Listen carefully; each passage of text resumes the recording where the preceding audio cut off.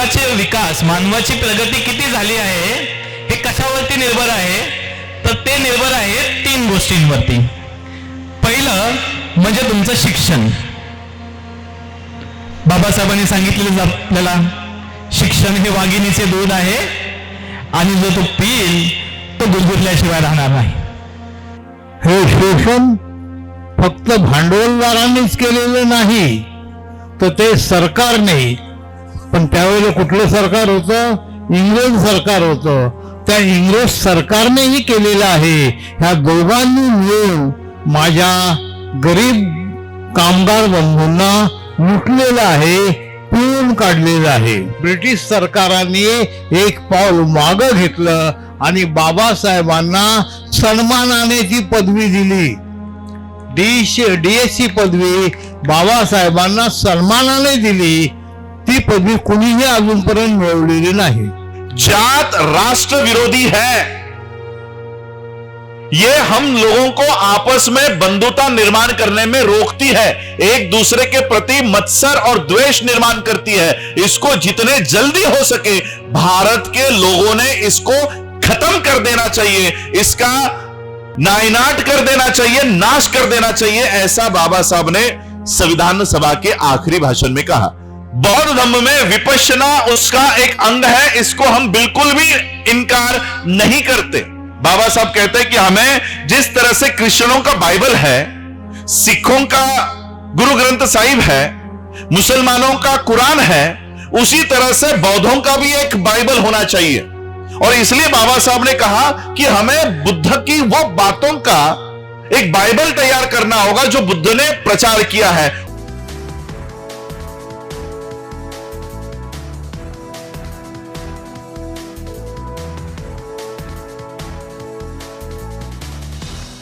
तस्स भगवतो अरहतो सम्मा सम्बुद्धस्स. नमो तस्स भगवतो अरहतो सम्मा सम्बुद्धस्स. मुसावादा वेरमणि सिक्खापदं समादियामि. सुरामेरय मज्जपमादटाना वेरमणि सिक्खापदं समादियामि.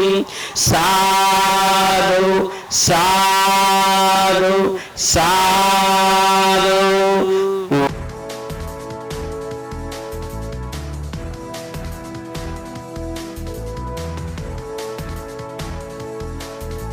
सत्तर साल की उम्र तक मेरे को 5 बीमारियां थी बड़ी. मेरे को दमा था, 28 साल तक मेरे को दमा रहा. रात को बैठा बैठा रहता था, मेरे को नींद नहीं होती थी. मेरे को घुटनों में दर्द था, डॉक्टर ने बोला ऑपरेशन करना पड़ेगा. और मेरे को सारे बाल चले गए थे, आंखें मेरी बहुत कमजोर हो गई थी और मेरी हालत बहुत ज़्यादा खराब हो गई थी. फिर सूरत, गुजरात में जगह है, सूरत के पास एक जगह कामरेज, तो वहाँ पे हमने एक कैंप अटेंड किया. उस कैंप में हमको बताया कि जानवर के दूध से 25 बीमारी होती है. तो फिर हमने एक किताब पढ़ी और उसमें ये जांच किया कि उसमें लिखा हुआ था कि जानवर का दूध इंसान के लिए नहीं है, गाय का दूध गाय के बच्चे के लिए, भैंस का दूध भैंस के बच्चे के लिए, तो इससे बीमारी होती है. तो फिर मैंने वो जब दूध छोड़ दिया तो मेरी सब बीमारी ठीक हो गई. घुटनों का दर्द भी चला गया, मेरा अस्थमा भी ठीक हो गया, मेरे आंखों का चश्मा का नंबर 1.5 नंबर कम हो गया, मेरे बाल वापस आ गए. बाल मेरे, मतलब जो मेरी शरीर की हालत थी 70 साल की एज में, वो बिल्कुल ठीक हो गई. अभी मेरी उम्र 78 है, 70 और 8 साल. मेरे को कोई बीमारी नहीं है. मैं दिन भर काम करता हूँ, मेरे को शाम को थकान भी नहीं होती है. तो आपको ये जो भी बीमार हैं, कम से कम जो भी बीमार हैं, कोई भी बीमारी है, चाहे जुकाम है, चाहे कैंसर है, चाहे कोई भी बीमारी है, तो आपको एक चीज का ध्यान रखना है कि कुछ टाइम के लिए, कुछ महीनों के लिए आपको जानवर का दूध बंद करना है. धीरे धीरे बंद करना है, धीरे धीरे बंद करना है. दूध से बने सारे प्रोडक्ट बंद करना है. दूध, दही, घी, पनीर, मक्खन, छाछ, चीज़, बटर, आइसक्रीम, केक, दूध की मिठाई, घी की मिठाई सब बंद करना है। धीरे धीरे बंद करना है, कोई जल्दी नहीं है। जब आप ये बंद करेंगे तो आपकी बीमारी ठीक हो जाएगी। अगर आप बीमारी को जल्दी ठीक करना चाहते हैं तो सुबह उठ के आपको ताज़ा फल खाना पड़ेगा। कोई भी फल हो, केला हो, नारियल हो, संतरा, कुछ भी, कोई सा भी फल हो, अंगूर हो, आम हो, कोई भी फल सुबह उठ के खाना है। तो जब आप सुबह फल खाएंगे तो वो आपकी पूरी हेल्थ को अच्छा करेगा, बीमारी को ठीक करेगा। तो सुबह उठ के आप फल खाइए, पहला काम। दूसरा काम, जो आप भोजन करते हैं, दोपहर को जो भोजन करते हैं या शाम को भोजन करते हैं, उसमें अचार जरूर जरूर जरूर जरूर खाना है। पुराने ज़माने में हर घर में अचार बनता था, 10 किलो 20 किलो अचार खत्म होता था। हमने अचार खाना बंद कर दिया। तो अचार खाना बहुत ज़रूरी है। तो और तीसरी बात कि कांजी पानी बनाना बहुत आसान है। कांजी पानी के लिए आप चीनी मिट्टी का बर्तन, जो अपन चाय पीने का प्याला होता है, उस मटेरियल का जो बर्तन होता है, उसमें आप 1 गिलास पानी डालिए और 1 चम्मच के लगभग आप काला नमक और 1 चम्मच के लगभग राई और या सरसों का दाल, उसका चूरा, पाउडर नहीं बनाना, वो डाल के आप कपड़ा ढक के रख दीजिए। तो वो 2 दिन में तैयार हो जाएगा, वो खट्टा खट्टा हो जाएगा। तो वो पानी को 2-3 दिन में ख़त्म करना है। 1 चम्मच ले, चाहे आधा कप ले, चाहे 1 कप ले, जिंदगी भर लेना है, जिंदगी भर लेना है, जिंदगी भर लेना है। चाहे छोटा बच्चा है 5 साल का, चाहे बुढ़ा है, कोई भी, जवान है, लड़का है, लड़की है, अगर ये कांजी पानी पिएंगे, आप कभी बीमार नहीं पड़ेंगे, बीमार पड़ सकते ही नहीं है। कांजी पानी पीना है, अचार खाना है, सुबह फल खाना है और जानवर का दूध बंद करना है। इतना छोटा छोटा काम है और बहुत बड़े बड़े इसके रिजल्ट हैं। तो आप अपने परिवार को बताइए, अपने पड़ोसी को बताइए, अपने रिश्तेदार को बताइए और अपने आप टेलीफोन करके जो बाहर आपके मिलने वाले हैं उनको बताइए। तो हमको बीमारी से बचना है, बचना है, बचना है। और अगर बीमारी हो जाए तो उसको ठीक करना है, ठीक करना है, ठीक करना है। बिना दवाई ठीक करना है, बिना दवाई ठीक करना है, बिना दवाई ठीक करना है। तो मेरा उधर लीफलेट रखे हुए हैं, वो पर्ची आप ले लीजिए। आप कभी भी मेरे से संपर्क कर सकते हैं। तो कैसे बीमारी को ठीक करना वो मैं बताऊंगा और आपको कभी भी कैसी भी आवश्यकता हो आप टेलीफोन कर सकते हो।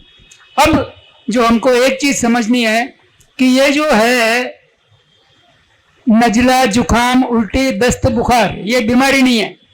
हम क्या करते हैं, बुखार आ गया तो हम डॉक्टर के पास जाते हैं। डॉक्टर के पास नहीं जाना, क्योंकि बुखार, दस्त लगना, जुखाम होना ये बीमारी नहीं है, ये हमारे शरीर की सफाई प्रक्रिया है।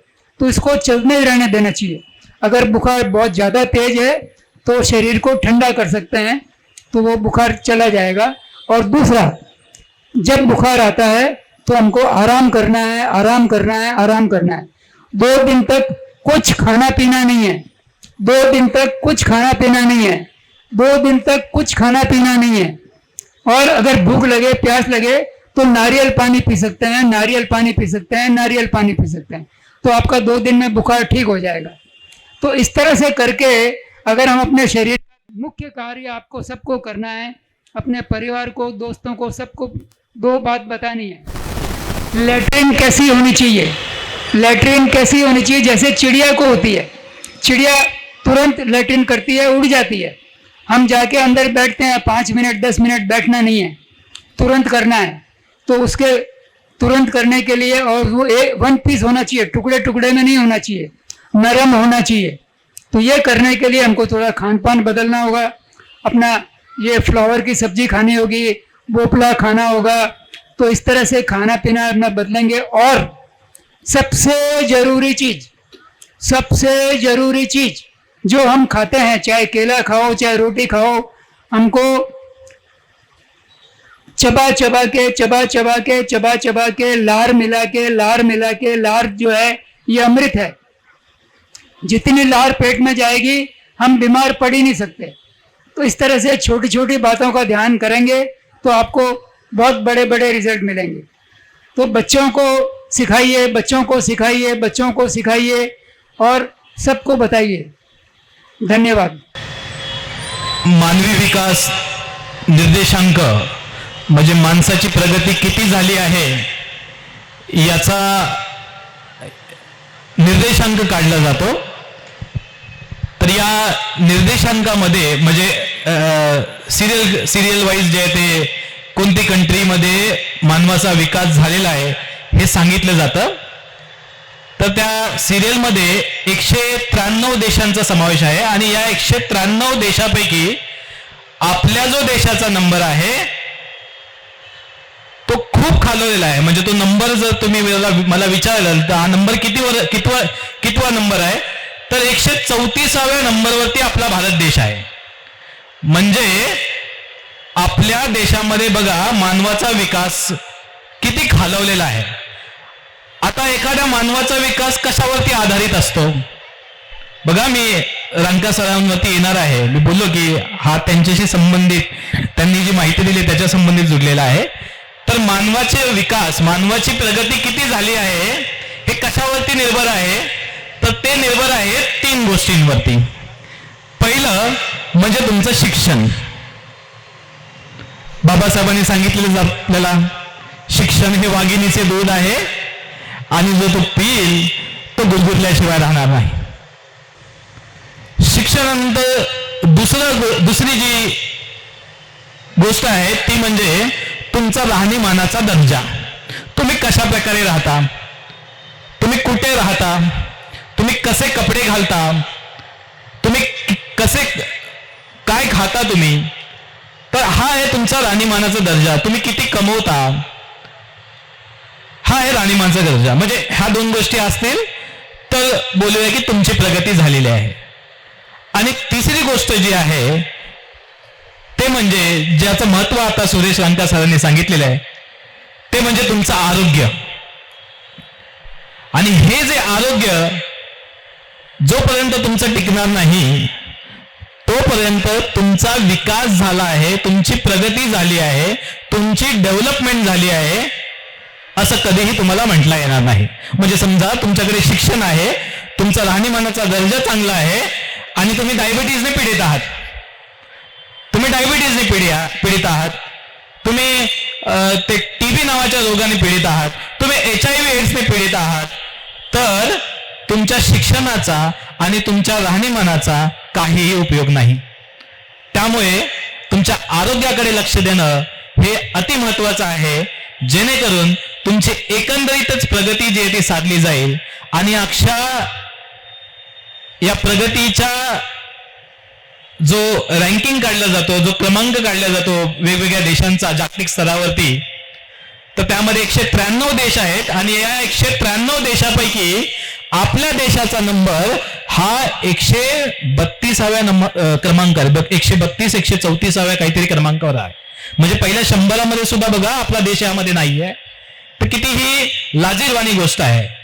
त्यामुळे आपल्याला जर आपल्या देशाची प्रगती, आपल्या देशाचा मानवी विकास निर्देशांक वाढवायचा असेल, ह्युमन डेव्हलपमेंट इंडेक्स वाढवायचा असेल, तर आपलं शिक्षण, आपला राहणीमानाचा दर्जा आणि आपलं आरोग्य, आणि आरोग्यामध्येच तुमचं लाईफ एक्सपेक्टन्सी ज्याला आपण म्हणतो, म्हणजे तुम्ही किती आयुष्य जगता। जसं आता बघा तुमच्या समोर हे ज्वलंत उदाहरण होतं आदरणीय सुरेश रांका साहेबांचं। 75 ते 76 वर्ष आता त्यांना सुरू झालेलं आहे आणि आताही ते एकदम फिट अँड फाईट आहेत, अगदी फिट आहेत। मुलांना मार्गदर्शन करतात, कोणीही भेटलं तर त्यांना मार्गदर्शन करतात, त्यांना गाईड करतात, त्यांना आरोग्याचं महत्व, शिक्षणाचं महत्व जे ते सांगतात। तर ह्या गोष्टी ज्या आहेत ते तुम्ही सर्वांनी लक्षात घ्यायचं आहे। या ठिकाणी आलेले नवीन पाहुणे मंडळी, नवीन मान्यवर कार्यक्रमामध्ये उपस्थित झालेले या सर्वांचं मी स्वागत करतो बहुजन अन्याय अत्याचार निर्मूलन कृती समितीच्या माध्यमातून। या ठिकाणी मुकेश वाकळे सर उपस्थित झालेले आहेत, त्यांचंही मी स्वागत करतो। या ठिकाणी वाघमारे साहेब उपस्थित झालेले आहेत, त्यांचंही मी स्वागत करतो। यानंतर मी सांस्कृतिक कार्यक्रमाला सुरुवात करत आहे. या ठिकाणी उपस्थित नृत्य प्रदर्शनासाठी आलेले आपले लहान मुलं मुलींनी तयार व्हायचं आहे. लवकरच त्यांचा आपण कार्यक्रम स्टेजवरती घेणार आहोत. त्यांनी तयार व्हायचं आहे. फुलवेच चालल माय, अग बाय बाय बाय बाय, फुलवेच चालल माय, असं ग होत रमाईचं नांदन माय, असं ग होत रमाईचं नांदन माय. फुलवेच चालल माय, अग बाय बाय बाय बाय, फुलवेच चालल माय, असं ग होत रमाईचं नांदन माय, असं ग होत रमाईचं नांदन माय. गाऊनी नाराजे भीम प्यारा, दुम दुमला भारत सारा, दुम दुमला भारत सारा. नो बिमनाला चंद्र लाजतो, लाजतो लाजतो लाजतो तारा. गाऊनी नाराजे भीम प्यारा, दुम दुमला भारत सारा.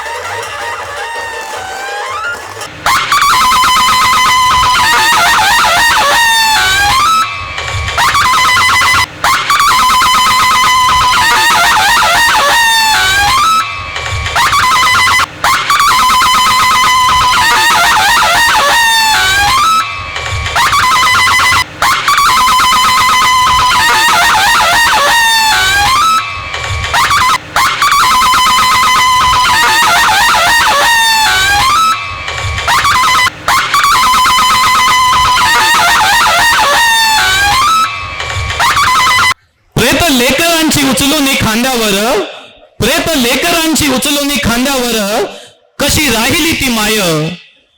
साऱ्या जगाचं पोषण करणाऱ्या त्या भीम दुधावरची ती साय. तारुण्याचा झरा दिन दलितांची आई माता रमाई. जग बदल घालून घ्याव, जग बदल घालून घ्याव, सांगून गेले मज भीमराव, सांगून गेले मज भीमराव. अरे गुलामगिरीच्या या चिखलात का गुंतून बसला रे तू ऐरावत. अंग झाडून निघ बाहेर, कर गुलामगिरीवर वार, कर गुलामगिरीवर वार. असे सांगणारे साहित्य रत्न अण्णाभाऊ साठे. आणि माझ्या दाढीत जेवढी केस आहेत तेवढी बहुजनांची मुलं शिकून या मनोवाद्यांच्या छाताडावर थया थया नाचणार नाही, तोपर्यंत मी पायात चप्पल घालणार नाही, असे ठणकावून सांगणारे रयत शिक्षण संस्थेचे सर्व कर्मवीर भाऊराव पाटील यांच्यासह सर्व बहुभजन महामानवांना, युगपुरुषांना आणि महामातांना मी या ठिकाणी अभिवादन करतो. आणि या ठिकाणी त्यांची जयंती साजरी करण्यासाठी आपण या ठिकाणी जमलेलो आहोत हे सर्वांना माहितीच आहे. त्याचबरोबर आज 1 मे महाराष्ट्र दिन, जागतिक कामगार दिन, तसेच बहुजन अन्याय अत्याचार निर्मूलन कृती समितीचा आजचा हा 13वा वर्धापन दिन या सर्वांचा संयुक्त कार्यक्रमानिमित्त आपण या ठिकाणी जमलेलो आहोत. या ठिकाणी जाहीर सभा आणि प्रबोधनाचा कार्यक्रम आपल्यासाठी बहुजन अन्याय अत्याचार निर्मूलन कृती समितीच्या माध्यमातून ठेवला गेला आहे. तुम्ही लपवायचं बघताय पण तुम्हाला लपवता येत नाहीये. तुम्ही लपवायचं बघताय पण तुम्हाला लपवता येत नाहीये. माझा बुद्ध तिथं दिसेल, तुम्ही कधी विचारही केला नसेल तिथं माझा बुद्ध असेल. मी जर जन्माला येईल तर बाबासाहेबांची वाघीण म्हणून जन्माला येईल. मी जर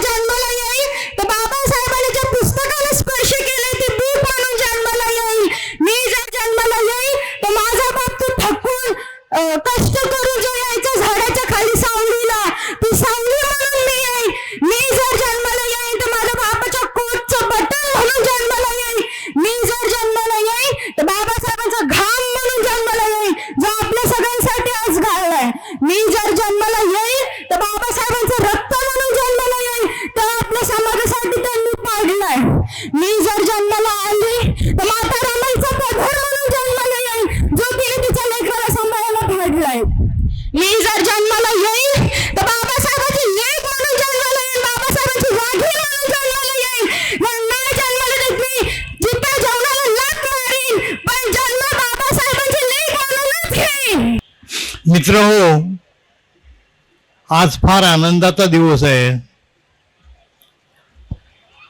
आज जागतिक कामगार दिन आहे. 1 मे म्हणजे जगातल्या सगळ्या कामगारांसाठी 1 मे हा मानाचा दिवस ठेवला गेलाय.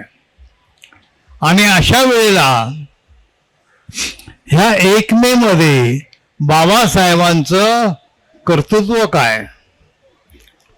तुम्हाला आता मगाशी एका पुस्तकाचं नाव निघालं होतं, प्रॉब्लेम ऑफ रुपी, रुपया पुढील समस्या. तर ते प्रॉब्लेम ऑफ रुपीमध्ये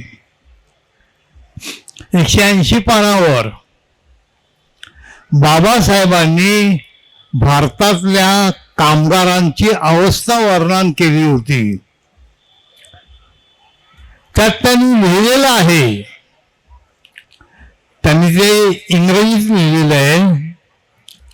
मी माझ्या बुद्धीप्रमाणे एवढ्या मोठ्या माणसाच्या पायाला हात लावून मी त्याचं भाषांतर करायला सुरुवात केली. माझ्या घरात बाबासाहेबांची मूर्ती आहे.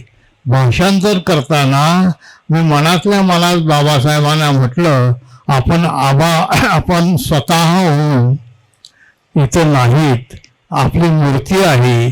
आपल्या मूर्तीच्या पायाला हात लावून मी आपणास विनंती करतो की मी जे काय करेन, अगदी छोटं काम असेल तुमच्या मानाने, पण ते आपण गोड करून घ्यावं. आणि बाबासाहेबांनी माझी विनंती मान्य केली आणि ते गोड करून घेतली. त्या पुस्तकात 180 पानावर त्यांनी लिहिलेलं आहे की भारतातले जे कामगार आहेत त्यावेळचे, त्या भारतातल्या कामगारांचं शोषण,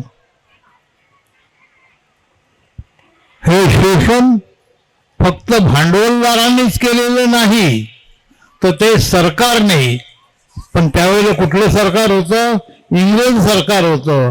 त्या इंग्रज सरकारनेही केलेलं आहे. ह्या दोघांनी मिळून माझ्या गरीब कामगार बंधूंना लुटलेलं आहे, पिळून काढलेलं आहे.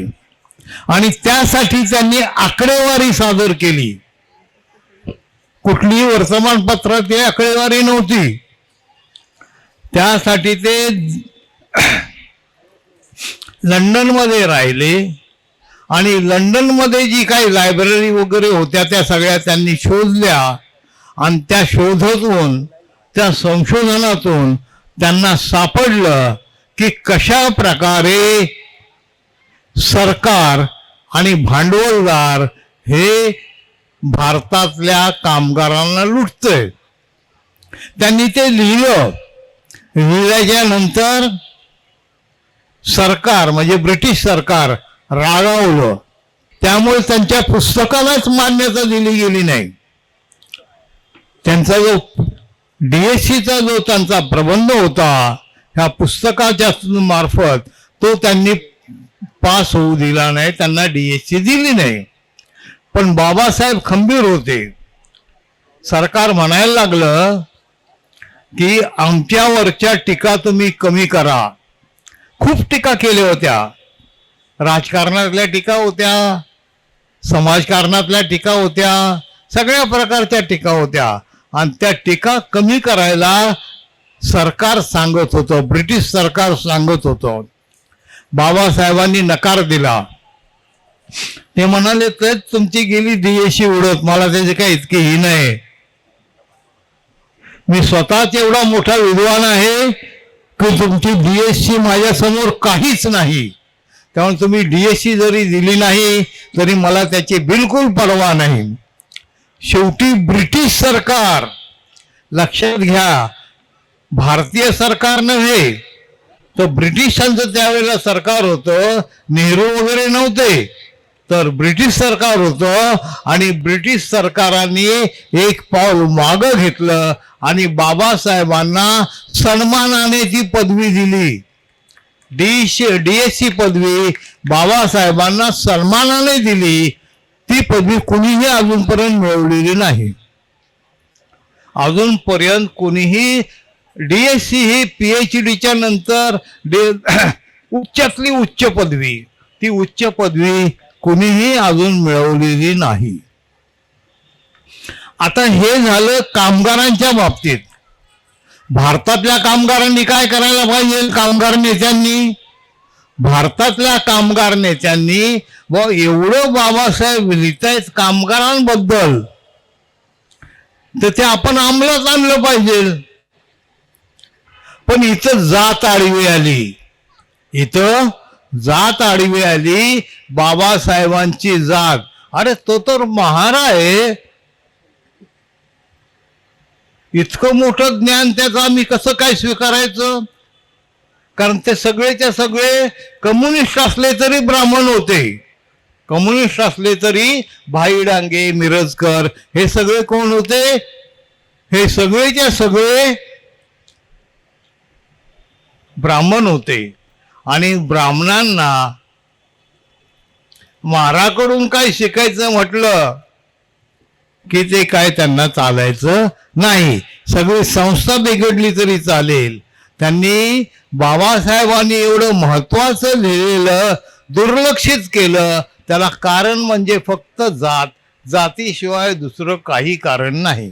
त्यांनी ते स्वीकारलं नाही. त्याचा परिणाम असा झाला की बाबासाहेब आणि कम्युनिस्ट ह्यांच्यामध्ये वाकुडपणा आला. जसा बाबासाहेबांमध्ये वाकुडपणा आला तसा सगळा आपला समाज बाबासाहेबांच्या बाजूने उभा राहिला, कम्युनिस्टांच्या विरोधात गेला. आणि कम्युनिस्टांच्या विरोधात गेल्यामुळं कम्युनिस्टांची एवढी मोठी संघटना होती तरी ती हळूहळू आता कम्युनिस्ट नावाचा पदार्थच उरला नाही. आज 1 मई है, 1 मई को महाराष्ट्र दिन भी सेलिब्रेट किया जाता है और इंटरनेशनल लेबर डे भी हम लोग मनाते हैं. प्रोफेसर SS यादव जी ने लेबर डे के बारे में बाबा साहब अंबेडकर जी का योगदान बताया. रिजर्व बैंक ऑफ इंडिया की जिस ग्रंथ से स्थापना हुई, प्रॉब्लम ऑफ रुपी, उसका मराठी अनुवाद और उसकी सारी बातें भी प्रोफेसर SS यादव जी ने बताई. और उन्होंने यह भी कबूल किया कि आज भी जाति व्यवस्था इस देश में है. अभी 12 मई को हम बुद्ध की जयंती इस देश में मनाएंगे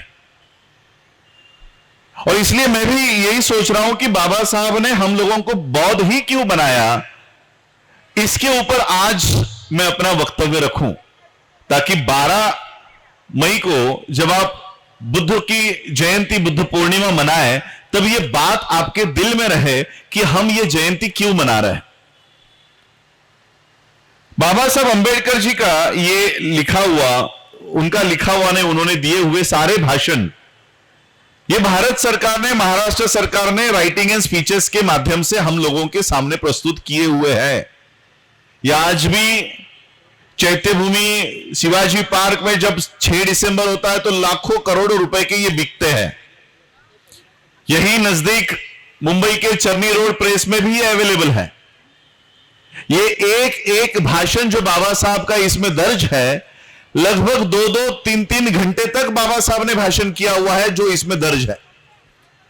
15 अक्टूबर 1956 को बाबा साहब ने नागपुर के दीक्षा भूमि में ये भाषण जो दिया है वो इस बुक में है, वॉल्यूम 18 पार्ट 3.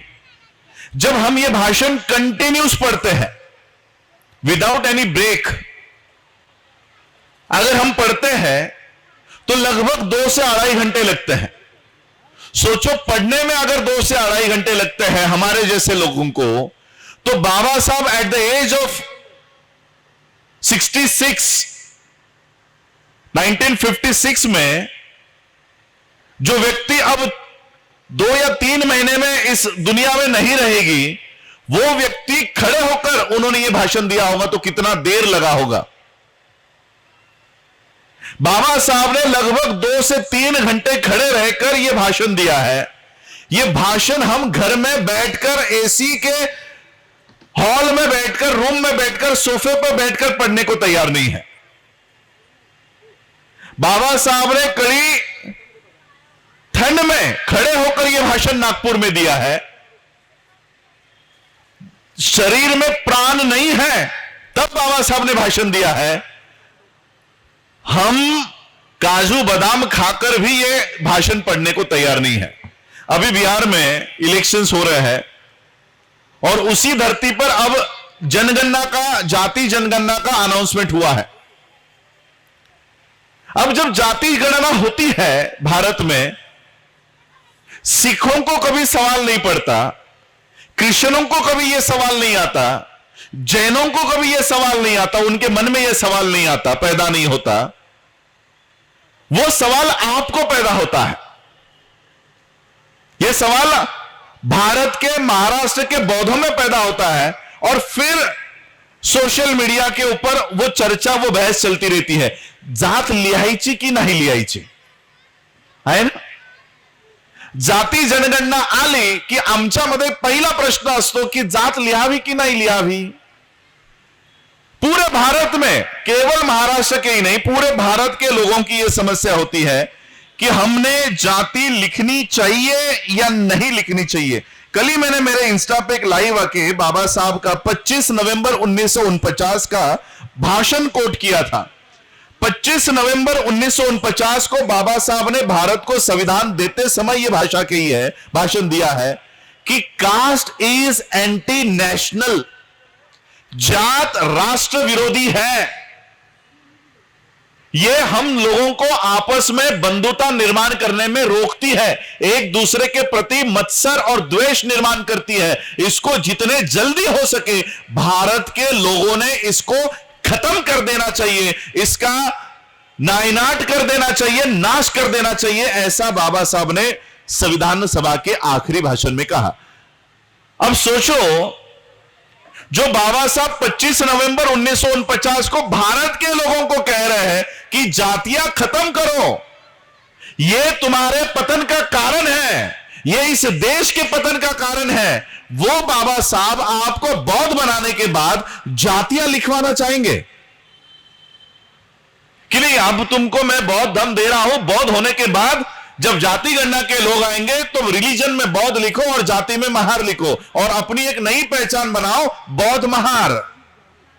उसी तरह से चमारों ने अपनी नई पहचान बनानी चाहिए, रिलीजन में बौद्ध लिखना चाहिए और जाति में चमार लिखना चाहिए और एक नई पहचान कायम करो, बौद्ध चमार। उसी तरह से बौद्ध मातंग, बौद्ध ढोर। आज हमारे यहां पर बहुजन ये सभा चल रही है, कल को हमारी महाराष्ट्र में, भारत में नई नई सभाएं शुरू होंगी, बौद्ध चमारों का सम्मेलन, बौद्ध महारों का सम्मेलन।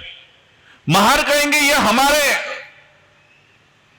सम्मेलन है, हम बौद्ध चमार के सम्मेलन में नहीं जाएंगे। बौद्ध जाटव, बौद्ध गड़ियारा, ये कई सारी जातियां हैं, भारत की जातियां हैं। महाराष्ट्र के लोगों को ये जातियां पता भी नहीं होंगी। और इसलिए आज मैं बाबा साहब के इस बुद्धिस्ट मूवमेंट को आपको समझाना चाहता हूं कि बाबा साहब ने ये धम्म आपको क्यों दिया है। ये बाबा साहब का रंगून में दिया हुआ स्पीच है। सारे स्पीचेस मैंने आज थोड़े से ओपन करके ही रखे हुए हैं।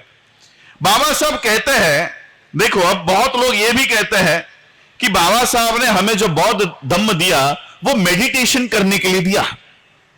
बहुत लोग अब ये एक नया सेक्ट बुद्धिज्म में शुरू हो रहा है।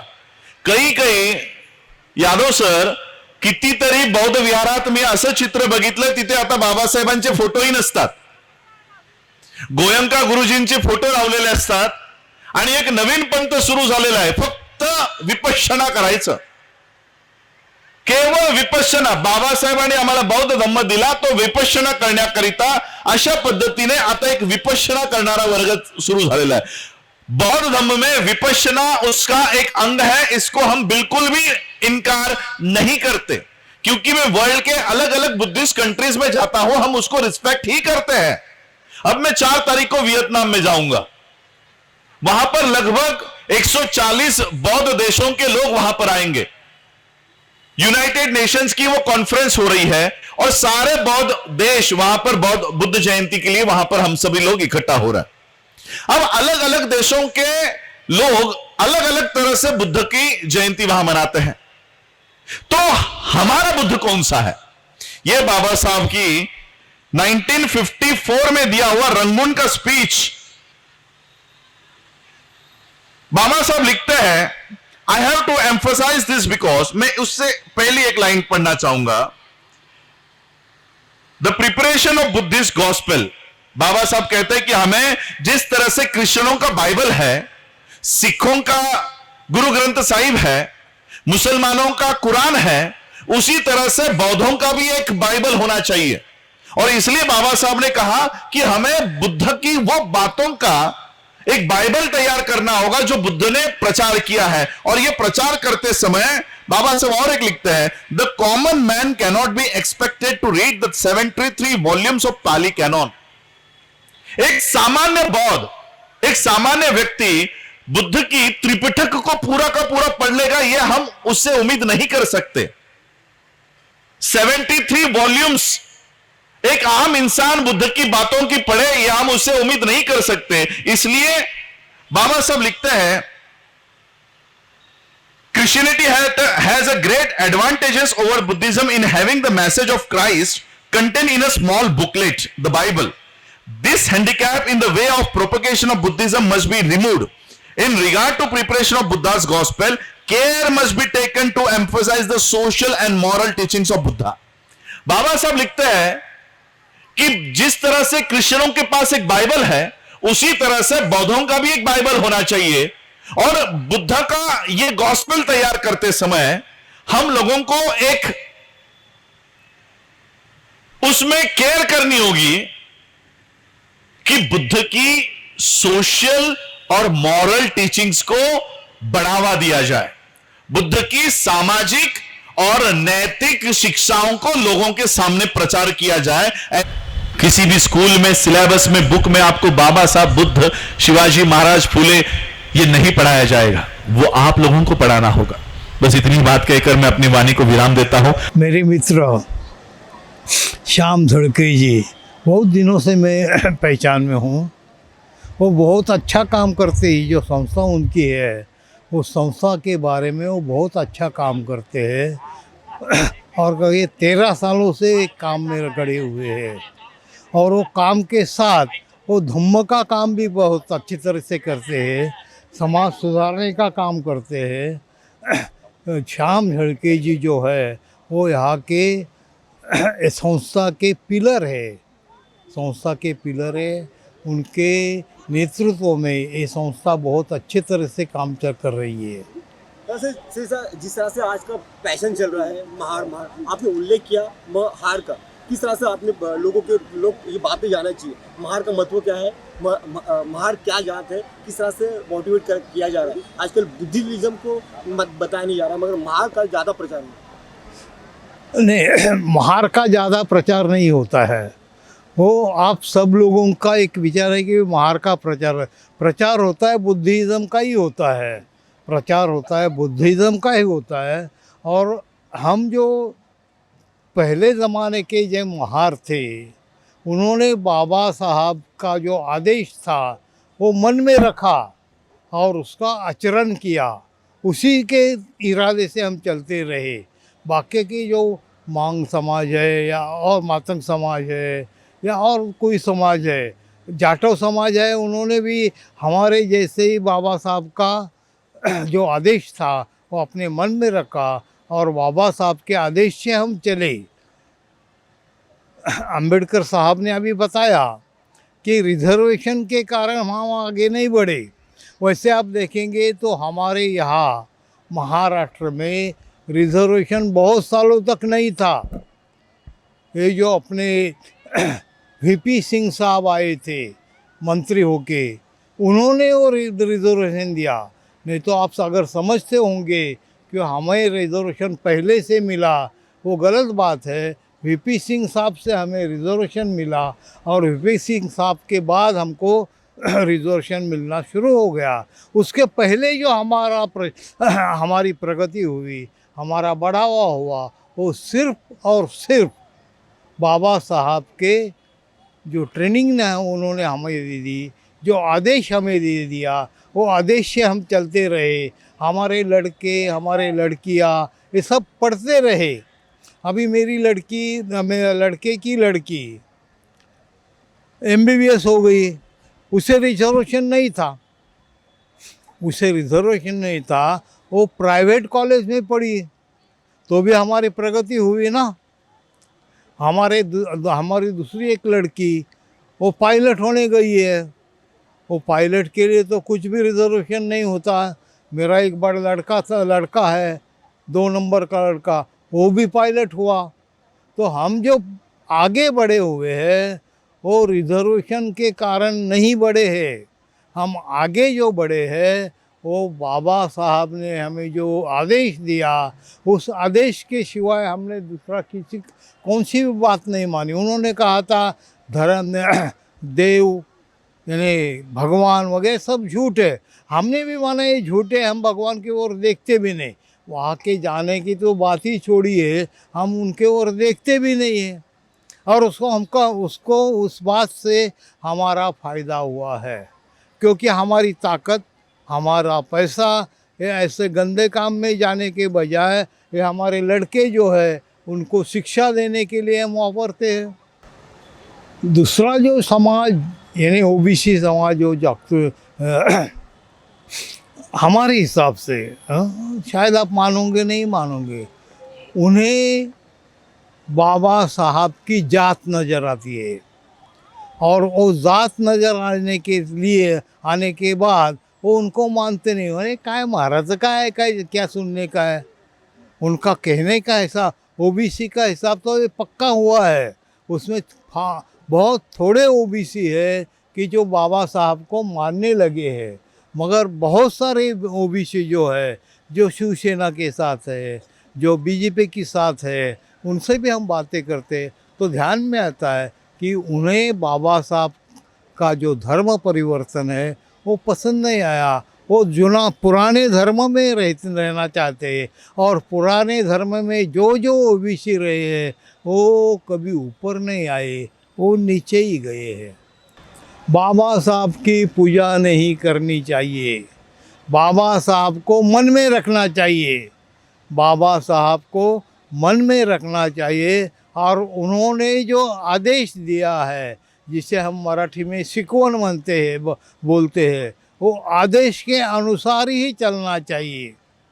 और ऐसे चलेंगे हम तो हमारा भी बहुत हम आगे जाने वाले। हमारा समाज है वो बाबा साहब के आदेश के कारण ही हम आगे जाएंगे। हम दूसरे किसी के साथ, यानी कोई भगवान आएगा, कोई दूसरा देव आएगा, हमें आगे लेके जाएगा, नहीं, ऐसा नहीं होता है। अरे इस जमाने में, इस जगत में देव नाम की चीज़ ही नहीं है, भगवान नाम की चीज़ ही नहीं है। ये भगवान, ये देव जो है, ये सब ब्राह्मणों ने अपने फ़ायदे के लिए तैयार किए हुए हैं। तो आप बोलेंगे उनका फ़ायदा कैसा, तो उनका फ़ायदा इस तरह से कि वो देव उसको जो करेंगे उसको देवालय में बैठाएंगे।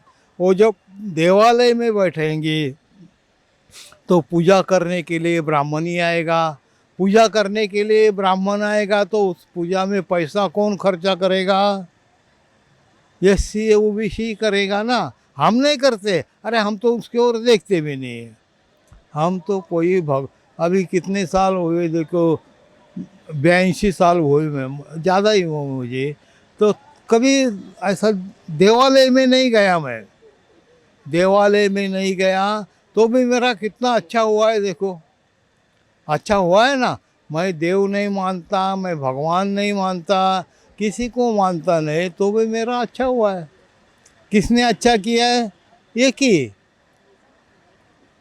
हमारा एक ही देव, हमारा एक ही भगवान, और वो डॉक्टर बाबा साहेब अम्बेडकर। हम बुद्ध को भी भगवान नहीं मानते, हम वह बुद्ध को हमारा मार्गदाता मानते हैं, पूरे समाज का मार्गदाता मानते हैं।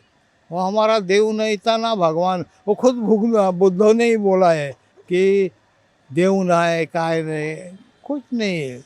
ये सब झूठ बात है, ये सब झूठ बात है। और ये झूठी बातें ब्राह्मणों ने प्रसारित की है कि उनको आर्थिक मदद मिलने के लिए। नहीं, 22 प्रतिज्ञा जो है वो धार्मिक कार्य में आती है। यहाँ का प्रोग्राम है, धार्मिक प्रोग्राम नहीं है। क्या हुआ था, मेरे जो सहकारी थे, राजा डाले वगैरह जो थे उस वक़्त के, हम पैंथर में थे। हम शुरू से, इनके पिताजी भी हमारे साथ थे, रणधीर साहेब आमचे मित्र होते। ते रणधीरांचे चिरंजीव आहेत, तर ते आमच्याबरोबर होते। तर त्यावेळेला एका 6 डिसेंबरच्या तो 6 दिसंबर के बारे कार्यक्रम में इन सब लोगों की मुलाकात होती थी। तो उस वक़्त हमें राजा ढाले, रणधीर साहब, जवी पवार, इन लोगों ने बताया कि भाई तुम इतना अच्छे लिखते हो तो तुम बाबा साहब की किताब जो है वो किताब का मराठी में ट्रांसलेशन क्यों नहीं करते। क्योंकि बाबा साहब जो अंग्रेजी लिखते थे वो पढ़ने के लिए, एक एक पेज पढ़ने के लिए 2-2, 3-3 दिन जाते थे। एक एक उनका वर्ड था वो इतना कठिन था कि पूछो मत। हाँ, मराठी में क्या नाम है, हिंदी में उसका? हाँ, हिंदी में नाम है the problem of rupees and its solution. The problem of rupees and its solution. Marathi में नाम लिखा है रुपया पुढील समस्या, प्रॉब्लम ऑफ रुपी, तो रुपया पुढील समस्या आणि तिचे निराकरण। अभी देखिए ये जो किताब है, ये किताब वो इकोनॉमिक्स की किताब है। इकोनॉमिक्स सब्जेक्ट जो है वो हमारे 1% या 2% लोग ही पढ़ते हैं। कौन सा भी इकोनॉमिक्स का सब्जेक्ट, कौन सा भी ना, ये भी प्रॉब्लम ऑफ रुपी नहीं है, कौन सा भी इकोनॉमिक्स का सब्जेक्ट हमारे 2-3 लोग, 2-3% जो हो गए ना वही पढ़ते हैं। बाकी का कोई वो धर्म के बारे में ज़्यादा पढ़ते हैं, उनका बाबा साहब के ज़्यादा बारे में ज़्यादा पढ़ते हैं, बाबा साहब का इतर जो कार्य है उसके बारे में पढ़ते हैं। इकोनॉमिक्स पढ़ना ये क्या मन में उनके बैठता है कि भाई economics is very difficult subject, we cannot learn it, we cannot understand it. Myself, I was a professor of organic chemistry. I didn't learn economics as an academic subject. I learned economics as a subject, simple subjects, as I learned it and I got it. After reading 15 days or 16 days, I found that economics is nothing but it is a science of the thinking. And you start thinking on the subject and you will find the solutions. Theme हर बार की तरह ही था। जो भी पिछले 13 साल से जो भी हमारे पास कंप्लेंट्स आती है और जो भी पीड़ित हमारे पास आते हैं जिनके साथ अलग अलग प्रकार की एट्रोसिटीज़ होती है, उसको सनदशीर मार्ग से लीगल एडवाइस लेकर कायदेशीर मार्ग से उनको जस्टिस दिलाने की कोशिश बहुजन अन्याय अत्याचार निर्मूलन पूर्ति समिति गए 13 साल से कर रही है। और बस यही उद्देश्य है कि एक गेट टुगेदर होता है। अनेक यहाँ पे आए हुए लोग हैं जो एक ज़माने के पीड़ित थे, लेकिन खुशी इस बात की है कि हमारा मकसद सिर्फ एक जन को, एक पीड़ित को न्याय दिलाना नहीं है। पीड़ित को इतना सुदृढ़ बना दो, उसको संविधान के बारे में इतनी जानकारी दे दो कि भविष्य में जब उसके साथ एक बार वो न्याय की लड़ाई लड़ने के बाद भविष्य में जब भी आगे की जो लड़ाई है वो खुद उनकी लड़ती है। और खुद की लड़ाई तो लड़ती ही है, उसके बाद वो दूसरे लोगों के लिए भी ढाल बनकर खड़ी होती है। तो हमारा मकसद सिर्फ पीड़ित को न्याय दिलाना नहीं है, पीड़ित को इतना मजबूत बनाना है कि भविष्य में वो खुद पीड़ितों की मदद करे। नहीं, ऑफकोर्स राजनीति साहब ने बहुत अच्छी तरीके से, उन्होंने इतने स्पष्ट तरीके से, क्योंकि आज जो एक देश का माहौल है, इस माहौल में इतने स्पष्टता के साथ कोई वक्ता इतनी सच्ची बात करने की हिम्मत ही होना चाहिए, क्योंकि सबके बस की बात नहीं है। और बाबा साहब के घराने से है तो फिर उनको तो सत्य रखने की बहुत ज़माने से आदत है। बाबा साहब ने इतना बड़ा आंदोलन चलाया और उस आंदोलन को आगे लेके जा रहे हैं और हम सारे उनके साथ हैं, इसमें कोई दो राय नहीं। नहीं, अम्बेडकर साहब ने वो नहीं कहा। देखो, अम्बेडकर साहब सिर्फ ये कहना चाह रहे थे कि जो विविध जो SC ST OBC में उपजातियाँ होती है, जो आज बुद्धिज्म की तरफ आकर्षित है, वो उनको डिवाइड करने के लिए शासन ने जो कॉलम निकाला है कास्ट का, उनके अगेंस्ट में बोले उन्होंने। वो उन उपजातियों के अगेंस्ट में नहीं बोले कि जो कास्ट करके डिवाइड करने की कोशिश कर रहे हैं। जब आदमी कोई एक मुस्लिम जब इस्लाम कबूला तो वो मुस्लिम हो गया, उसी तरीके से वो पूरी तरीके से मुस्लिम हो गया। फिर उसका पास्ट, आज जितने भी भारत के कन्वर्टेड मुस्लिम है वो एक ज़माने के SC ST OBC ही थे। तो एक बार कोई व्यक्ति अगर बुद्धिस्ट हो गया तो फिर उसकी जाति, उपजाति, कास्ट, इसका कोई महत्व नहीं रहता है। और बुद्धिज़्म इतना व्यापक है, बुद्धिज़्म ये कहता है कि भाई मैं कह रहा हूँ इसलिए मत मानो, आप आओ, देखो,